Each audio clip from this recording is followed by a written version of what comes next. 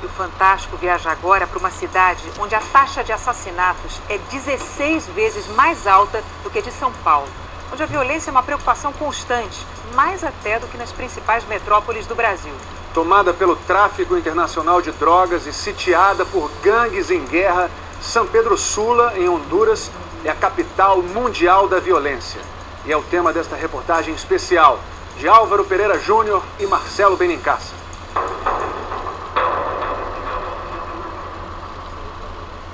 Sexta-feira, 8 da noite. Pronto-socorro do principal hospital público de San Pedro Sula. A sala está superlotada. Vários casos que chegam aqui têm a ver com a violência da cidade. Em cerca de 2 horas, 3 vítimas.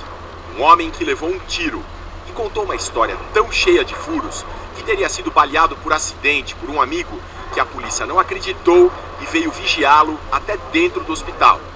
Outro agredido a machadadas. E esse último, também vítima de arma de fogo. Em uma briga de gangues, ele levou um tiro nas costas e outro no braço. Uma estudante de medicina que estava no plantão disse que, para os padrões do hospital, aquela era uma noite calma.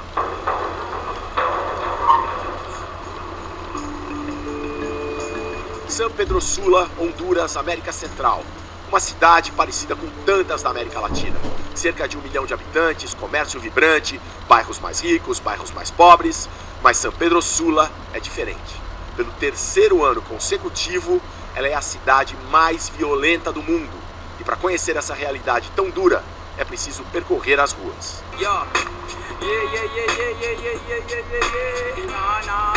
Cada palmo da cidade, principalmente na periferia, é disputado por 2 gangues, ou maras, como se diz por aqui. Uma se chama MS-13, a outra é a 18. Eles peleam por território. Eles brigam por território, são inimizades pessoais entre as maras, é uma guerra que existe há 10 anos. As gangues que mandam em São Pedro Sula não surgiram aqui. Vieram de Los Angeles, Estados Unidos. Tanto a Mara MS quanto a 18 se formaram ali. Quando essas pessoas começaram a voltar a Honduras, deportadas, por exemplo, formaram essas mesmas gangues aqui. As deportações não param. De segunda a sexta, os Estados Unidos mandam para São Pedro Sula 2 aviões lotados de hondurenhos ilegais. No soy un criminal, soy un simple obrero que va en busca de vino y pan. No soy un quilamán, es que en mi ciudad no se puede caminar porque llueven balas. No es fácil aguantar tanta necesidad. El tren va corriendo y yo lo tengo que alcanzar. Na pista do aeroporto, quem recebe os deportados é uma freira brasileira. Como a senhora se sente trabalhando na cidade mais perigosa do mundo? Olha, eu não tenho medo. Não, eu não tenho medo. Logicamente que já fui roubada muitas vezes aqui, mas medo não tenho. Por detrás de cada rosto de imigrante que chega, cada deportado, tem uma história. Franklin, o cantor, passou 12 anos ilegal nos Estados Unidos. Até que... Me agarraram conduzindo. Me pegaram dirigindo sem carteira. Sei que isso é proibido e é por isso que estou aqui. Juan nem conseguiu entrar.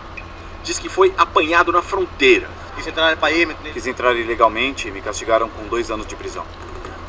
Entre os que voltam, alguns são das temidas maras. Eles são grupos muito armados. A característica deles é tatuados. Chegou 8 os migrantes tatuados e são das gangues.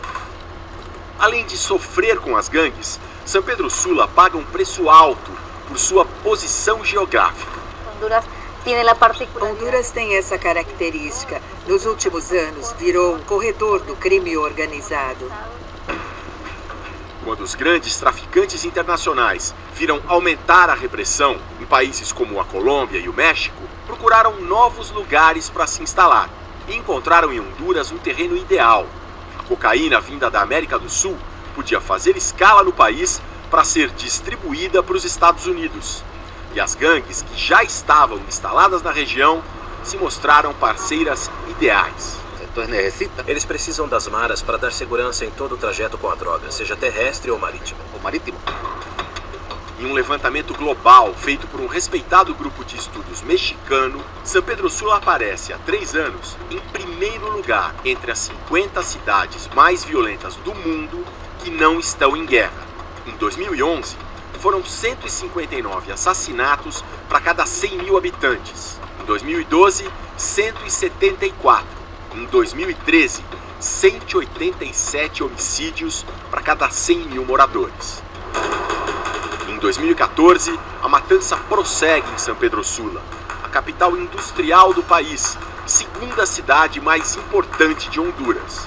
Nos 8 dias que passamos aqui, foram 15 assassinatos. Como este, numa rua escura, de terra, na periferia. Um cobrador de ônibus de 25 anos foi morto com tiros na cabeça por um bando de desconhecidos. Os assassinos fugiram e a chance de que este crime seja resolvido é praticamente zero. O mais grave é que não existe investigação criminal. Se a impunidade prossegue, se não se investiga, então os níveis de violência que já são preocupantes vão ficando ainda mais altos. Estamos na região de Rivera, dividida em vários bairros. É uma das áreas mais perigosas da cidade. Acompanhamos uma patrulha da Polícia Nacional. Em algumas ruas não existe absolutamente nada, nenhum movimento. São cerca de 8 da noite. Mas nessa avenida aqui já tem gente na rua, tem comércios abertos. Essa é uma área conhecida por Planeta, dominada pela Mara 18. A Polícia Nacional, uma força civil, sofre muitas críticas. O porta-voz faz a defesa. Para nós faltam carros, motocicletas, falta gente. Para dar segurança a quase 1 milhão de habitantes, contamos com 700 policiais. Temos problemas com corrupção, mas aos poucos estamos combatendo. Diante de uma Polícia Nacional desacreditada e de números crescentes de assassinatos, o governo hondurenho criou em outubro passado uma nova força, a Polícia Militar. E existe uma terceira opção, principalmente nos bairros mais perigosos, como este, chamado Chamelecón. Essa região da cidade tem uma característica muito problemática. Ela tem a presença das 2 gangues mais fortes, a MS e a 18. E aqui quem atua não é a Polícia Nacional, nem a Polícia Militar, é o Exército. E essa é uma presença polêmica.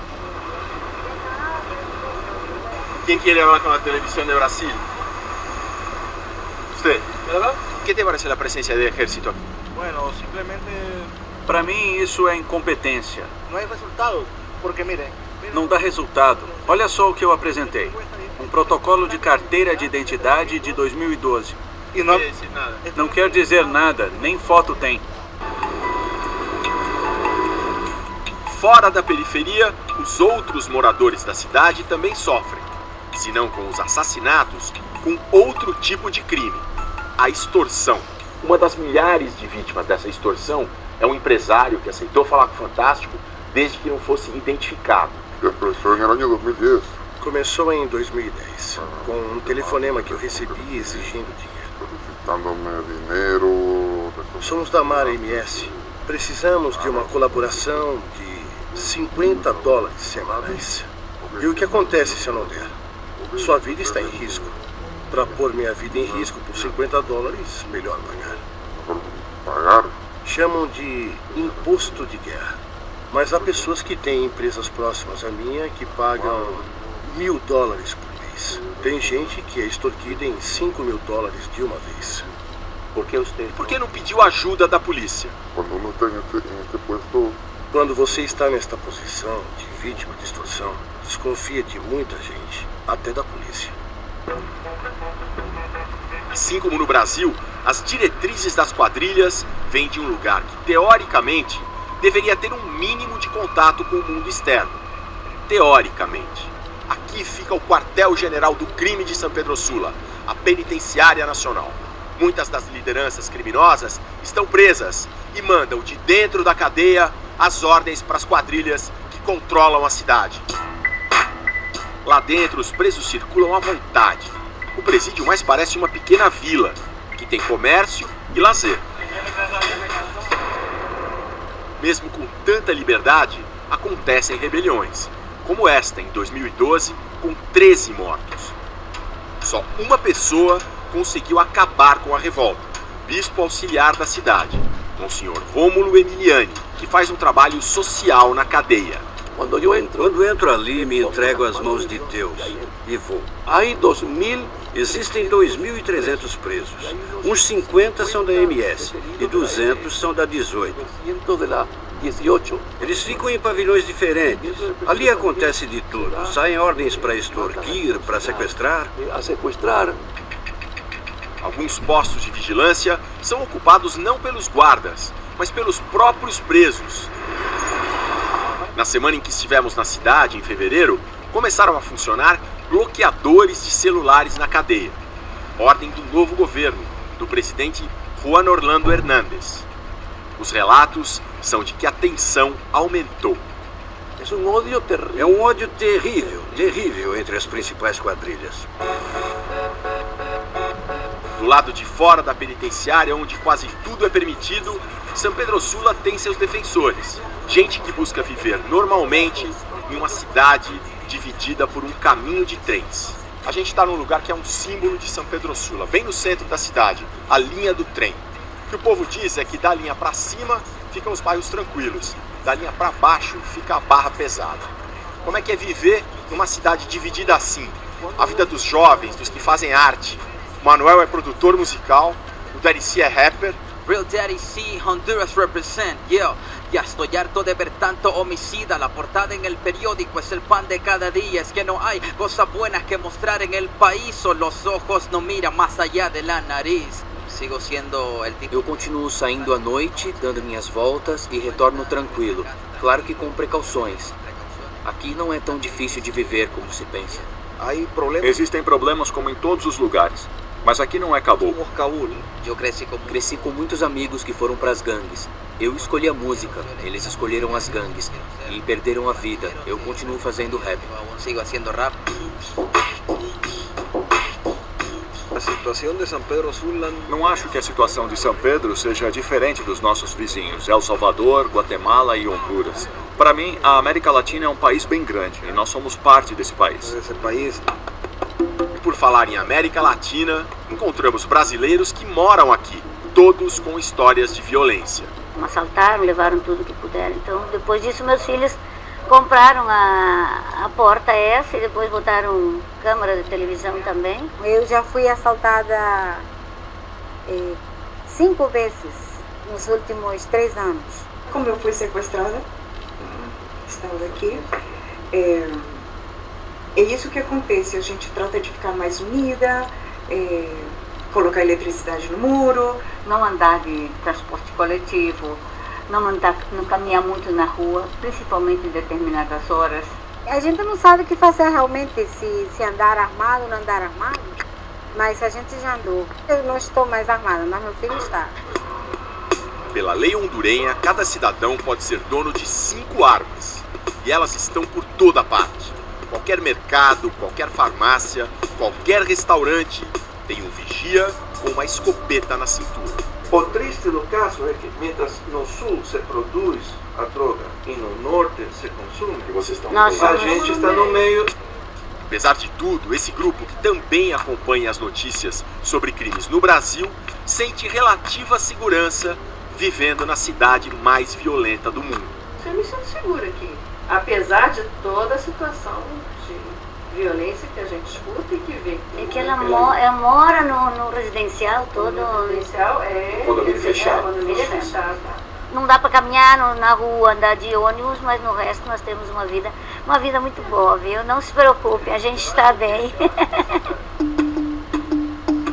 Fechados em condomínios, armados ou simplesmente andando pelas ruas, os moradores de São Pedro Sula seguem a vida. A esperança é deixar de ser um símbolo da violência latino-americana. Al fugir de la violencia no le saques más filo. Queremos vivir en paz, queremos un mundo tranquilo y con mucha ternura, improvisando desde Honduras. El rap puede ser alucinante, también elástico. Saludo hasta Brasil a la gente de Fantástico. Rough.